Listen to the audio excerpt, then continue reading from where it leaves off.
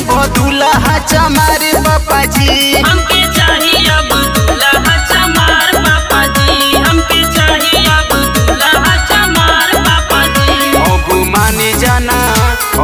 माने जाना बतिया हमारे पापा जी। हमके चाहिए अब दूल्हा चमार पापा जी। हमके चाहिए अब दूल्हा चमार पापा जी। हमके चाहिए अब दूल्हा चमार पापा जी। हमके चाहिए अब दूल्हा चमार पापा जी।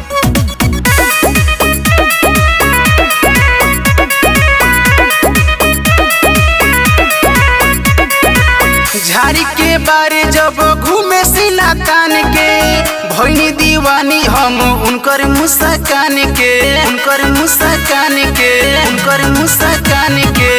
झाड़ी के बारे जब घूमे सिला तान के भइनी दीवानी हम उनकर मुस्कान के खाके कहिला कसम हम तुहार पापा जी। हमके चाहिए अब दूल्हा चमार पापा जी। हमके चाहिए अब दूल्हा चमार पापा जी। हमके चाहिए अब दूल्हा चमार पापा जी। हमके चाहिए अब दूल्हा चमार पापा